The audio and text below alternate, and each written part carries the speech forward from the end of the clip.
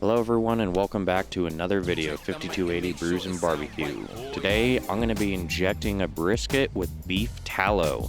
Today we're working with a full packer brisket at 13 pounds, meaning that the full packer brisket comes with both the point and the flat meat, which we need to trim up. As you can see, there is a lot of fat sitting on top and underneath this guy. But today, instead of like the last video, we're going to be cooking this thing whole without separating the point and the flat. So really the goal is to just trim this guy up as much as possible. We're going to start on the flat side because this is where we intend on injecting pretty much all of the beef tallow, as the point doesn't really need it as much, but we're going to be injecting both of them today. So go ahead, and if you plan on following or trying this out yourself, go ahead and start with the flat side, cut off any sort of fat laying on top that you want to get rid of. Then move to the sides and cut off any sort of burnt ends that you have. Then you can flip it over and start feeling around for any sort of really hard pieces of fat, basically, that you want to trim off. I'm going to go ahead and trim off the fat cap on the point, bringing it all the way down to the flat and leaving about a 1/4 inch of fat on the flat. Once you're done, it should look something like this.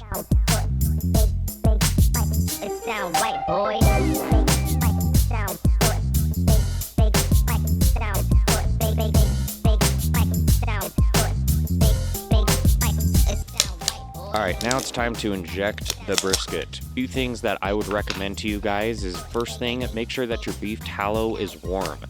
If beef tallow gets cold, it's going to harden and you are not going to have a good time injecting this or getting it into the injector.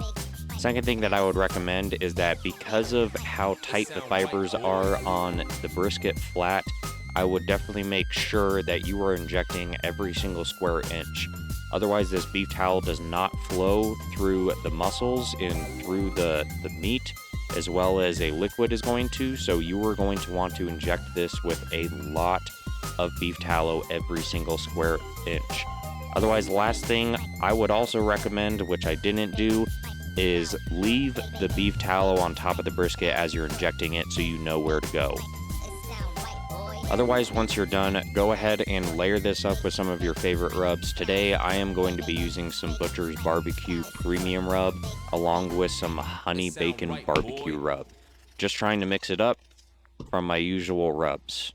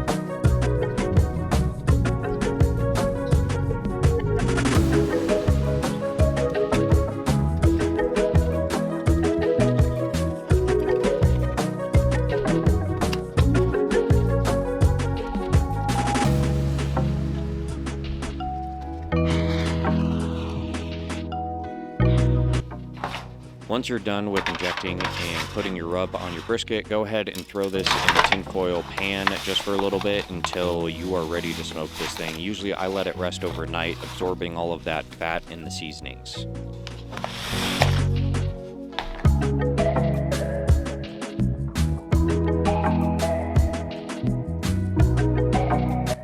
So we're preparing for about a 12-hour smoke. Go ahead, throw your brisket on around 1 a.m. We're going to add a water bowl and a smoke tube into our grill.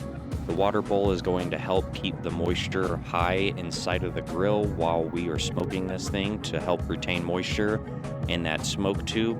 Since we're only going to be smoking this for about 6 hours before we wrap it in tinfoil, we want to help introduce as much smoke as we possibly can, not only to get the best smoke ring possible, but also to help get us a darker bark even quicker. So not that the smoker isn't capable, but this definitely helps.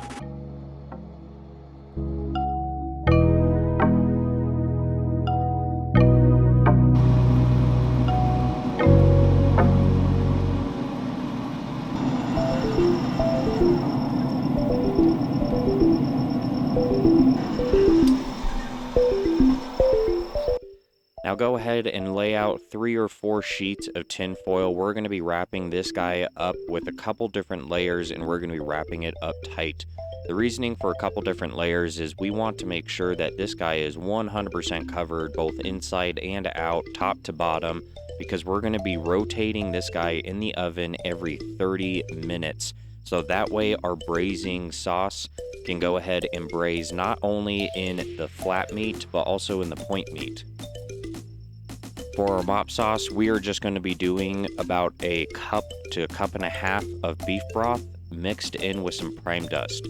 Prime dust is basically a powdered beef stock that we are mixing in with the beef stock itself to go ahead and really help punch in those flavors.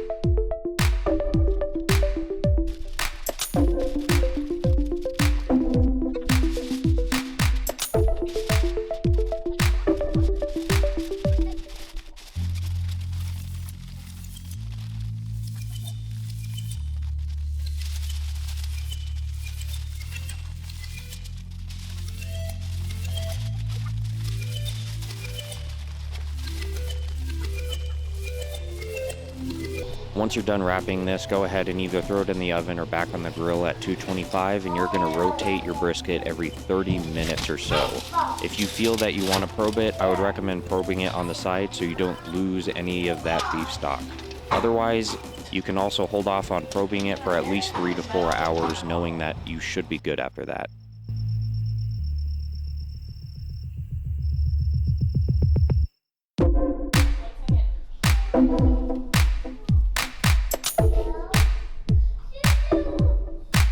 Once your brisket has hit 203 or 201 at high temps, go ahead and probe this guy. Just know that it will cool down quite a bit once you pull it, but otherwise the main thing that you're looking for is making sure that it feels like you are probing room temperature butter.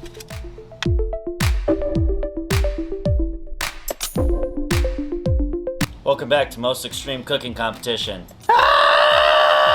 And welcome to another episode of, this isn't Tech Brews Games, this is 5280 Brews and Barbecue. If you guys like video games, check out our podcast. Today, we are here to bring you a little bit of brisket that we injected with some tallow. If you don't know what tallow is rendered... Horse cum. Why'd you have to tell him like that, man? It's so brutal. Yeah, we inject it with horse cum. Now we're gonna feed it to all of our friends and family. Hell yeah. Make sure to like and subscribe. We'll see you on the next video. Peace. Beef tallow is rendered down beef fat. So we took our beef, injected it with beef, basted it in more beef broth. So then that way our beef had injected with beef, which basted in beef. So then that way our beef tastes a little bit more like beef. Wow. Is there any beef in there? I don't know. I think I've actually forgot that part. And then we're gonna cut it up with this 18-inch blade. You think it's gonna taste like chicken? I think it's gonna be gamey, you know? It's gonna taste like duck. Yeah. Probably, more That makes likely. sense. Mitch, what's your experience with brisket? I've had it about a handful of times. Generally, he's made it, and that's my experience. So we've got two experts here. Yep. One that just cooks tons of barbecue for everyone, and then one guy that eats barbecue for everyone. Yeah. That's our experience. Let's go ahead and cut this puppy up. She's nice and steamy. How does it taste, Mitch? Tastes like brisket. All right.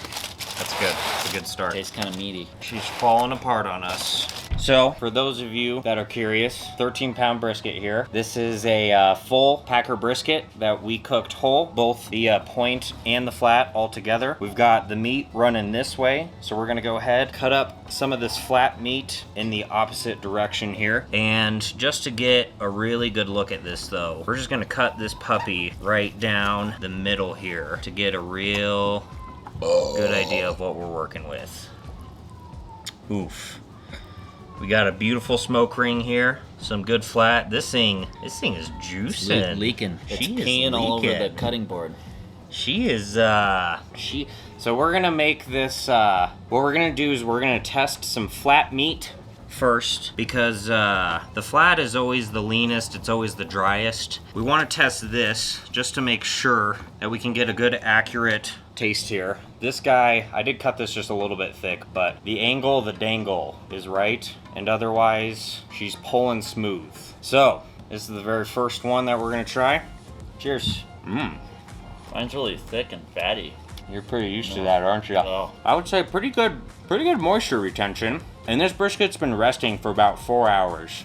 Still really good moisture, but I don't know if I'd really say that it's any better than the briskets that I've done in the past where I've injected it with just the standard brisket injection. Yeah.